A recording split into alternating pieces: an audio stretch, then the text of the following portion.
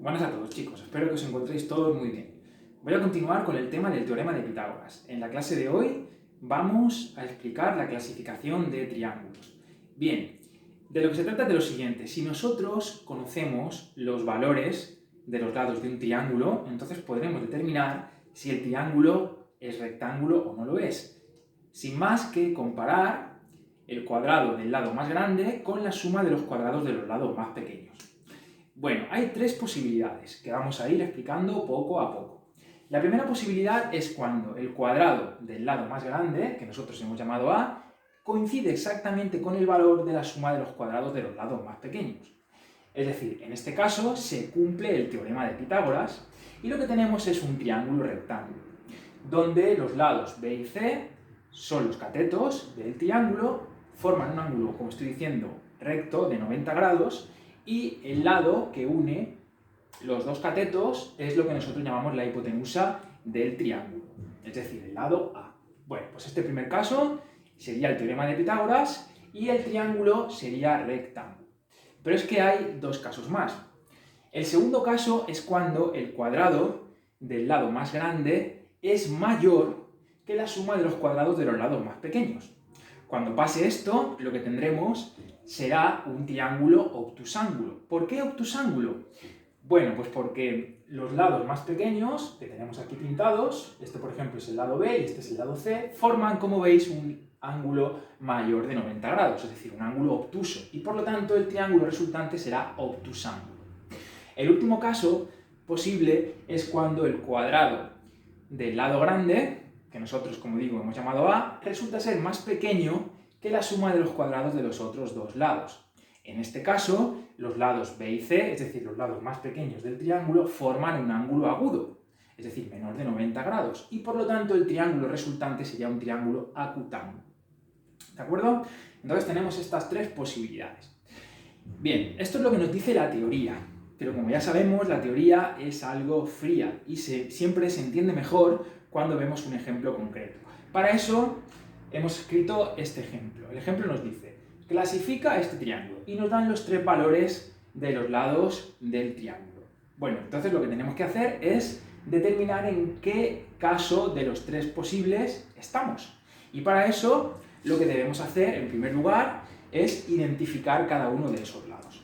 Bien, si yo estoy diciendo que vamos a llamar A al lado más grande, pues lo que vamos a hacer simplemente es asociar la letra A al valor numérico más grande que tenemos aquí, que es el 12. Por lo tanto, nuestro lado mayor, que como estoy diciendo hemos llamado A, se corresponderá con ese número. Y ahora nos toca identificar los valores de B y C. Y aquí tenéis libertad. Aquí podéis asociar el valor de B a cualquiera de estos dos lados y el valor de C al que os quede, o como vosotros queráis. Es decir, puedo asociar el valor de B a 4 o puedo asociar el valor de B a 11. Eso es indiferente. Si, por ejemplo, asociamos el valor de B a 4 y el valor de C a 11, entonces tenemos esta asignación que hemos escrito ahí. A continuación, lo que debemos hacer es calcular los cuadrados de todos estos lados. Bien, el cuadrado de A es el cuadrado de 12, y esto, si lo calculáis con cuidado, veréis que os da 144 metros cuadrados. Metros cuadrados, puesto que estoy expresando una longitud al cuadrado. No sería correcto poner 144 metros, chicos, acordaros de ese tipo de detalles, ¿eh? 144 metros cuadrados, es lo que mide el cuadrado del lado más grande. Bien, por lo que respecta al cuadrado de los otros dos lados, debemos hacer exactamente lo mismo, es decir, debemos calcular simplemente lo que vale el cuadrado de esos números. El cuadrado de 4 es 16 metros cuadrados, y el cuadrado del otro lado que nos queda es el cuadrado de 11, que esto, si lo calculáis con cuidado, veréis que es 121 metros al cuadrado. Bueno, pues ya tenemos calculado los cuadrados de los tres lados. Ahora lo que debemos hacer es comparar el cuadrado del lado mayor con la suma de los cuadrados de los otros dos lados.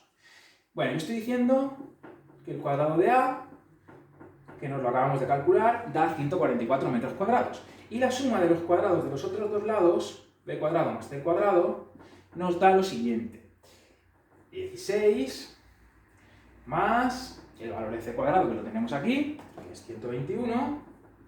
Esta suma da como resultado, si lo sumáis con cuidado, el número 137 metros cuadrados. Bueno, pues ya tenemos todo lo que necesitamos para contestar a la pregunta del ejercicio, dado que hemos calculado los cuadrados de los tres lados. Y ahora lo único que tenemos que hacer es comparar este resultado con la suma de los cuadrados de los otros dos lados, que nos ha dado el valor de 137 metros cuadrados. Bien, simplemente de la comparación de estos dos valores podemos llegar a la conclusión de que el cuadrado de A es mayor que la suma de los cuadrados de los otros dos lados, puesto que 144 es mayor que 137. Es decir, la conclusión del ejercicio sería que A cuadrado es mayor que B cuadrado más C cuadrado, puesto que, como estoy diciendo, 144 los cuadrados es mayor que la suma de estos dos valores, cuyo resultado es 137. Por lo tanto, lo que estamos es en la segunda situación, es decir, hemos descubierto que el triángulo del ejercicio es un triángulo obtusángulo. Ahí lo tenemos. Este ángulo es un ángulo mayor de 90 grados. Por lo tanto, la respuesta sería que el triángulo es obtusángulo. Triángulo obtusángulo. Es decir, estamos en el segundo caso de los tres posibles. Bien, pues esto sería el ejercicio. Fijaros que lo único que tengo que hacer es comparar el cuadrado del lado grande con la suma de los cuadrados de los lados más pequeños. Si eso me da lo mismo, entonces el triángulo es rectángulo y tendremos el teorema de Pitágoras. Si el cuadrado del lado grande es mayor que la suma de los cuadrados de los lados más pequeños, tendremos un triángulo obtusángulo, como el ejemplo.